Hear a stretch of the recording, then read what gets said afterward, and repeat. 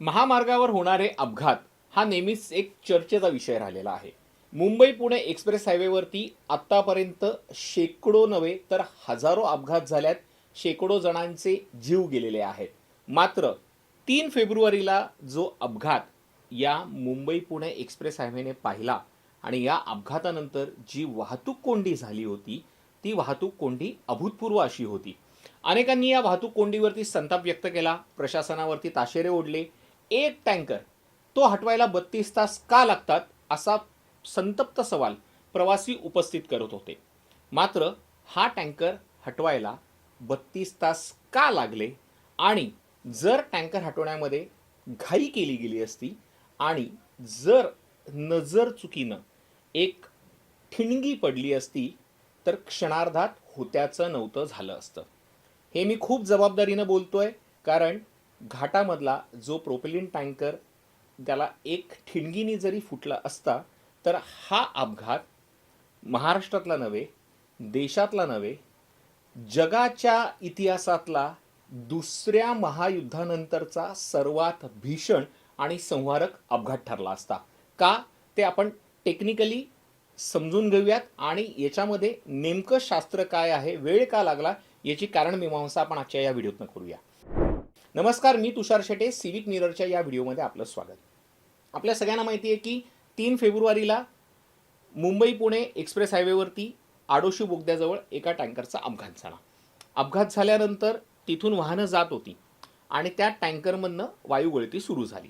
सुरुवातीला हा वायू काय होता, टँकरमध्ये कोणतं केमिकल होतं याचा कोणालाही अंदाज नव्हता. नंतर जेव्हा तिथे रेस्क्यू ऑपरेशन करणाऱ्या यंत्रणा तिथे पोचल्या तेव्हा त्यांच्या लक्षात आलं की या टँकरमध्ये साधा सुद्धा नाही तर अत्यंत ज्वलनशील धोकादायक असा प्रोपिलिन गॅस आहे. आता प्रोपिलिन गॅस हा किती भयंकर आहे याचं उदाहरण जर तुम्हाला द्यायचं झालं तर अगदी सोप्या भाषेत सांगतो. आपण जे घरात गॅसवरती काम करतो, आपण घरामध्ये LPG सिलेंडर वापरतो. आता LPG सिलेंडरचा जर स्फोट झाला तर किती भयानक असू शकतो हे तुमच्या डोळ्यासमोर आलंय. या LPG पेक्षा प्रोपिलिन गॅस हा दुप्पट चौपट धोकादायक मानला जातो. त्यामुळे तुम्हाला या आता प्रोपिलिन गॅस किती धोकादायक आहे याची तीव्रता लक्षात आली असेल. हा टँकर पडल्यानंतर पोलिसांनी वाहतूक थांबवायला सुरुवात केली. एका बाजूनं वाहतूक सुरू होती, टँकरमधनं लिकेज सुरू होतं प्रोपिलिन गॅसचं. टँकरमध्ये 21 मेट्रिक टन प्रोपिलिन गॅस होता आणि हा गॅस जेव्हा बाहेर पडायला लागला तेव्हा तो बर्फामध्ये त्याचं रूपांतर व्हायला लागलं होतं. त्यामुळे ते लिकेज थांबवणं अशक्य होतं. जर त्याला तिथे कोणी हात लावण्याचा प्रयत्न केला असता तर त्यांना कोल्ड बर्न होण्याचा धोका होता. म्हणजे अतिथंडीमध्ये जशा आपल्या हातांना चिरा पडतात, भेगा पडतात, रक्त येऊ लागतं, नसा फाटू लागतात, तसं झालं असतं. त्यामुळे हे लिकेज थांबवणं एक कठीण काम होतं.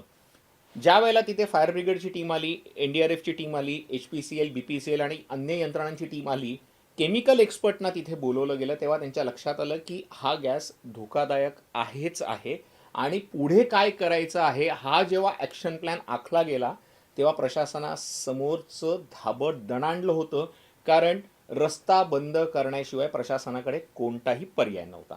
आता तुम्हाला मगाशी मी माहिती सांगितली की या टँकरमध्ये 21 मेट्रिक टन प्रोपिलिन गॅस होता. तुम्हाला एक ताजं उदाहरण देतो. गेल्या वर्षी ऑक्टोबर महिन्यामध्ये जयपूर अजमेर हायवेवरती एक अपघात झाला होता. एक केमिकल टँकर रस्त्याच्या कडेला उभा असलेल्या एका ट्रकवरती आदळला होता. या ट्रकमध्ये LPG सिलेंडर्स होते. आता जी माहिती केमिकल एक्सपर्ट्सकडनं मिळते आहे त्यानुसार या सगळ्या सिलेंडरचा जर आपण आवाका बघितला, त्याच्यातले गॅस एकूण जर कॅल्क्युलेट केला तर तो 18 मेट्रिक टनापर्यंत होता. अपघातानंतर त्या ट्रकला आग लागली, ड्रायव्हरचा मृत्यू झाला आणि त्याचे जे स्फोट होते, सिलेंडरचे स्फोट व्हायला लागले आणि या सगळ्याचा जो म्हणजे त्याच्यातनं निघणारा स्फोट होता, त्याच्या ज्या ज्वाळा होत्या त्या जवळपास 5 किलोमीटरच्या रेडियसमध्ये दिसून आल्या होत्या. म्हणजे 5 किलोमीटर लांबूनही ते स्फोट दिसून येत होते, इतकी या सिलेंडर स्फोटांची तीव्रता होती. आता हा अपघात का अति धोकादायक आहे हे मी तुम्हाला सांगतो. त्या एकट्या गॅस सिलेंडरच्या ट्रकमध्ये सगळ्या गॅसची जर तीव्रता आपण मोजली तर ती 18 मेट्रिक टनांपर्यंत जात होती. आणि खंडाळा घाटात जो टँकर उलटलेला होता, जो टँकर अपघातग्रस्त झाला होता, त्या एकट्या टँकरमध्ये 21 मेट्रिक टन प्रोपिलिन गॅस होता. आता प्रोपिलिन गॅस LPG पेक्षा किती धोकादायक आहे हे मी तुम्हाला सांगितलंच आहे. आता तिथे जर एक छोटीशी ठिणगी जरी पडली असती ना, तर तो फक्त टँकर फुटला नसता, त्या टँकरनी त्याच्या आजूबाजूच्या रेडियसमध्ये असलेल्या सगळ्या गाड्या उद्ध्वस्त केल्या असत्या. तुम्ही विचार करू शकत नाही इतका हा संवारक अपघात झाला असता. कारण की पोलिसांनी वाहतूक बंद केली, टँकर एका ठिकाणी अडकला होता. या मुंबईच्या दिशेने जवळपास 10 किलोमीटरपर्यंत रांगा लागल्या होत्या, ज्या खालापूर टोलनाक्याच्या मागे गेल्या होत्या. पुण्याची ही जी बाजू होती, या बाजूने ज्या रांगा लागलेल्या होत्या त्या साधारण एक 7-8 किलोमीटरवरती होत्या. म्हणजे ज्या ठिकाणी टँकरचा अपघात झाला त्या ठिकाणावरनं जवळपास 10 किलोमीटरचा रेडियस हा अतिसंवेदनशील बनला होता. आता विचार करा, फक्त एकट्या टँकरमधला प्रोपिलिन गॅस हे सगळं उद्ध्वस्त करण्यासाठी सफिशियंट होता. पण त्या गाड्या म्हणजे आजूबाजूच्या रेडियसमध्ये ज्या गाड्या होत्या या किमान 10-12 हजाराच्या आसपास असतील. या गाड्यांमध्ये फ्युएल होतं, काहींमध्ये पेट्रोल होतं, काहींमध्ये डिझेल होतं, काहींमध्ये CNG होतं, काही केमिकल वाहून नेणारे टँकर होते, ते सुद्धा ज्वलनशील पदार्थ त्यामध्ये होते. म्हणजे या प्रोपिलिन गॅसपेक्षा अधिक ज्वलनशील पदार्थ हे आजूबाजूला फिरत होते किंवा तिथे ते जिवंत बॉम्बप्रमाणे ते काम करत होते. आता विचार करा, एक छोटी ठिणगी जर पडली असती तर 10 किलोमीटरच्या रेडियसमधलं सगळं उद्ध्वस्त झालं असतं. इथे असलेली माणसं म्हणजे छोट्या गाड्यांमध्ये ऑन ॲन ॲव्हरेज आपण जर 2 किंवा 3 माणसं जरी पकडली तरी तिथे असलेल्या काहीशे गाड्या, काहीशे बसेसमधली 30-35 माणसांची सरासरी पकडली, ट्रकमध्ये असलेल्या माणसांची सरासरी पकडली तर सहजपणे लाख लोकांचा मृत्यू घटनास्थळी एका सेकंदात झाला असता, एका सेकंदात. याशिवाय अजून धोकादायक काय आहे ते तुम्हाला सांगतो. ज्या आडोशी बोगद्यामध्ये हा टनेल म्हणजे ज्या टनेलजवळ हा अपघात झाला तो टनेल छोटासा आहे. तिथून एका टोकापासून दुसऱ्या टोकापर्यंत तिथे व्हेंटिलेशन फार कमी आहे. त्यामुळे हा जो प्रोपिलिन गॅस होता, हा प्रोपिलिन गॅस टनेलमध्ये गेला असता आणि टनेलमध्ये जर हीटमुळे भडका उडाला असता तर म्हणजे अख्खा टनेल उद्ध्वस्त झालं असतं. त्याच्या बाजूला जो डोंगर आहे तो डोंगर उद्ध्वस्त झाला असता. त्या डोंगरातनं दरडी कोसळण्याचा धोका वाढला असता. आणि सगळ्यात मोठा धोका जो तुमच्या माझ्या डोळ्यांना दिसत नाहीये, या टँकरच्या खालनं एक पेट्रोलची लाईव्ह लाईन जात आहे. असं म्हटलं जातं की एका पेट्रोलियम कंपनीची मुंबईहून पुण्याला पेट्रोल सप्लाय करणारी एक लाईन ही सुद्धा खालून जाते आहे. म्हणजे दुसऱ्या महायुद्धाचा जो फोटो आपण बघतोय किंवा अणुबॉम्ब टाकल्यानंतर जितका मोठा स्फोट झाला होता तितका मोठा स्फोट या ठिकाणी होऊ शकला असता. क्षणार्धात होत्याचं नव्हतं झालं असतं. मुंबई पुणे हा संपर्क कायमचा तुटला असता. आणि याशिवाय जो प्रोपिलिन गॅस हवेमध्ये मिसळलेला होता आणि हवेमध्ये जर एखादा स्पार्क झाला असता तर जसे पावसाचे ढग असतात ना, तसे प्रोपिलिन गॅसचे ढग हे आसपासच्या परिसरात फिरत राहिले असते, ज्याचा फटका खोपोलीसारख्या छोट्या शहराला सुद्धा बसला असता. म्हणजे हे किती भयानक आहे हे आपल्या लक्षात आलं. आता यावरती रेस्क्यू करण्यासाठी वेळ का लागला ते पण मी तुम्हाला सांगतो. आधी तुम्हाला सांगितलं की यातून जो गॅस बाहेर पडत होता तो धोकादायक होता. ते बाहेर येतानाच त्याचं उणे तापमानामुळे त्याचा बर्फ जमा होत होता, त्यामुळे तिथे थांबवता काहीच येत नव्हतं. मग त्याच्यावरती POP टाकलं गेलं, POPची बँडेज टाकली गेली, मात्र त्यानेही फरक पडत नव्हता.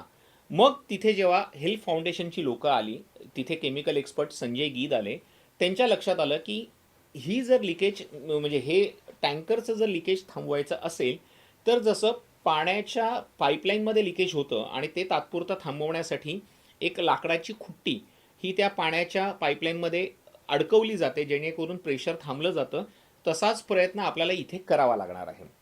आता इथे दुसरा धोका हा होता की कोणतंही लाकूड जर घेतलं असतं आणि ते लाकडाची खुट्टी जर ती त्या टँकरमध्ये इन्सर्ट करताना पुन्हा घर्षण झालं असतं किंवा ते लाकूड आतून जळालं असतं, पुन्हा धोका होता. म्हणजे काय करायचं याच्यावरतीच प्रशासनाला आणि या सगळ्या रेस्क्यू ऑपरेशनच्या टीममधली जी लोकं होती, सेवाभावी संस्था होत्या, त्यांच्यासमोर प्रश्न पडला होता. मग अशा वेळेला हेल्थ फाउंडेशनचे काही सदस्य पुढे आले. त्यांनी एक कल्पना मांडली की पेरूच्या झाडाची जर आपण म्हणजे त्या लाकडाची जर आपण तिथे खुट्टी बनवली तर त्याचा फायदा होऊ शकतो, कारण की पेरूच्या झाडाचं लाकूड हे आतून सॉफ्ट असतं. त्यामुळे जेव्हा ते त्या प्रोपिलिन गॅसच्या संपर्कात येईल तेव्हा त्याची कोणतीही रिॲक्शन झाली नसती, किंवा किंवा ते आतून करपलं नसतं किंवा ते जळलं नसतं. आता पेरूचं झाड तर शोधणं सोपं होतं, मात्र ज्या पद्धतीचा खड्डा तिथे पडला होता किंवा जिथे ते लिकेज होतं त्या पद्धतीच्या किंवा त्या रेडियसची त्यांना खुट्टी पाहिजे होती, ती कुठून करणार? मग ते करण्यासाठी ते खोपोली गावात आले. खोपोली गावात त्यांनी शोधाशोध करायला सुरुवात केली आणि त्यांची भेट झाली तन्वीर मुल्ला नावाच्या एका माणसाची, ज्याचं स्वतःचं वर्कशॉप होतं. त्याला हा सगळा प्रकार त्यांनी समजावून सांगितला आणि त्यानंतर त्यांनी आपलं रात्री 2 वाजता वर्कशॉप उघडलं. त्यांनी त्यांना 4 वेगवेगळ्या पद्धतीच्या खुट्ट्या बनवून दिल्या, कारण की लिकेजमुळे कदाचित रेडियस जर मोठं झालं असतं तरी प्रॉब्लेम होता, जर ती खुट्टी आत नसती गेली तरीही प्रॉब्लेम होता. त्यामुळे 4 वेगवेगळ्या त्यांनी खुट्ट्या त्यांना बनवून दिल्या. त्यानंतर पुन्हा हे रेस्क्यू टीम आणि हेल्थ फाउंडेशनचे मेंबर त्या खुट्ट्या घेऊन वरती आले. वरती आल्यानंतर पहाटेच्या वेळेला किंवा सकाळच्या वेळेला ही लाकडाची खुट्टी या टँकरमध्ये ठोकली गेली आणि लिकेज थांबलं. हे लिकेज थांबलं जरी असलं तरी धोका अद्याप टळलेला नव्हता. तुम्हाला एक सोपं उदाहरण देतो. आता तुम्हाला असं वाटत असेल का मी खूप हायपर बोलतोय, असं झालं असतं तसं झालं असतं, असं होत नसतं, पण हा धोका होता. हे तुम्हाला का सांगतोय ना, त्याच्या मागचं कारण आहे. आपण अनेकदा थंडीमध्ये स्वेटर घालून बसतो. स्वेटर घालून बसल्यानंतर आपण ऑफिसमध्ये किंवा कुठेही काम करत असू, खुर्चीवर तुम्ही बसला असाल आणि अचानक मागणं जर येऊन कोणी तुम्हाला स्पर्श केला तर तुम्हाला शॉक लागतो, ज्याला आपण स्टॅटिक करंट म्हणतो. हा स्टॅटिक करंट सुद्धा सगळं संपवण्यासाठी पुरेसा होता. याशिवाय प्रोपिलिन गॅस हा हवेत मिसळत होता, त्यामुळे त्याच्यावरती पाण्याचा मारा करावा लागत होता. कारण हा पाण्याचा मारा करताना म्हणजे कुठेही पाणी मारलं कसंही असं चालणार नव्हतं. तिथे त्यांनी एक मीटर आणलेला होता, ज्यामध्ये हवेमध्ये कुठल्या दिशेला प्रोपिलिन गॅस जो फिरतोय तो पाहिला जात होता आणि तो पाहिल्यानंतर त्या मीटर रिडिंगनुसार तिथे पाणी फवारलं जात होतं, जेणेकरून वातावरणातला हा प्रोपिलिन गॅस हा कमी होईल. आता प्रोपिलिन गॅसचा एक मोठा धोका असा आहे, हा गॅस कळून येत नाही, याला वास नसतो, त्यामुळे हा वातावरणात राहतो. त्यामुळे तो वातावरणात जरी राहिला असला तरी त्याला विरळ करणं किंवा त्याची तीव्रता कमी करणं हे महत्त्वाचं होतं. म्हणून पाणी मारणं सुरू होतं. जेव्हा टँकर तिथे ती खुट्टी मारल्यानंतर तेव्हा त्याच्यातलं लिकेज संपलं, तरी त्याच्यातला गॅस होता, तो गॅस दुसऱ्या टँकरमध्ये ट्रान्सफर केला गेला.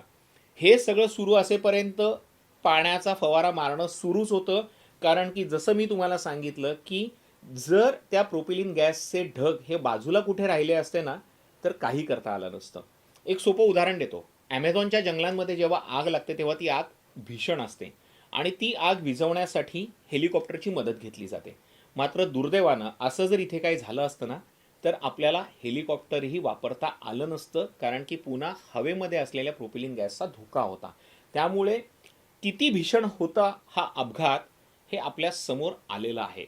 आणि हा अपघात टाळण्यासाठी ज्या लोकांनी मदत केली त्यांना मानाचा मुजरा करण्यासाठी हा व्हिडिओ आम्ही तुमच्यासमोर आणलेला आहे.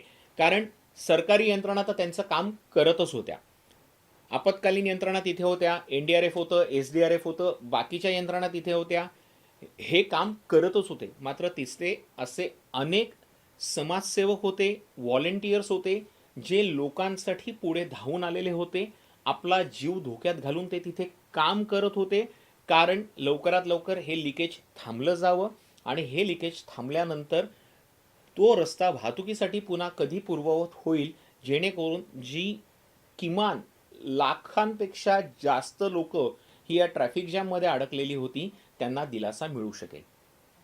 आता हा अपघात झाल्यानंतर जो ट्रॅफिक जाम झाला तो भारतातला सगळ्यात मोठा ट्रॅफिक जाम मानला जातोय. याच्यावरती उपाययोजना काय करता येईल याच्यावरती सरकारनं लक्ष दिलेलं आहे. चौकशी समिती नेमली गेलेली आहे, त्यांचा अहवाल सुद्धा मागवलेला आहे. मात्र एक गोष्ट नक्की आहे की जर घाई केली असती तर सगळंच उद्ध्वस्त झालं असतं. त्यामुळे इथे जो 32 तासांचा वेळ लागलेला आहे, तो 32 तासांचा वेळ हा आपल्यासाठी नरकयातनांप्रमाणे जरी असला, तरीही तो आपल्या सुरक्षितेसाठीच केला गेला होता. आणि जेव्हा सगळं सुरळीत झालं, टँकर उचलला गेला, टँकरमधला गॅस दुसऱ्या टँकरमध्ये ट्रान्सफर केला गेला, तरीही लगेच वाहतूक सुरळीत केली गेली नव्हती. कारण की पुन्हा तिथून वाहनं सुरू झाल्यानंतर हवेत असलेला प्रोपिलिन गॅस हा ब्लास्ट होण्याची भीती होती.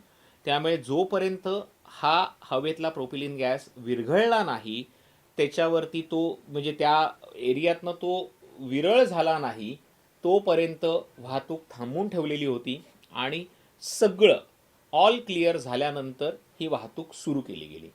या व्हिडिओच्या माध्यमातून सर्वसामान्य जनतेचे रक्षण करणाऱ्या सरकारी यंत्रणा, प्रशासन, NDRF, SDRF, हेल्थ फाउंडेशन आणि त्यांच्यासोबत असलेले त्यांचे कार्यकर्ते, अन्य ज्या कोण यंत्रणा होत्या, ज्या डिझास्टर टीमला मदत करत होत्या, रेस्क्यू ऑपरेशनमध्ये मदत करत होत्या, या सगळ्यांच्या कामाचा कौतुक करण्यासाठीच हा व्हिडिओ सिविक मिररनं बनवलेला आहे. हा व्हिडिओ तुम्हाला कसा वाटला आम्हाला कमेंट करून नक्की सांगा. तुर्तास इथेच थांबतोय. धन्यवाद.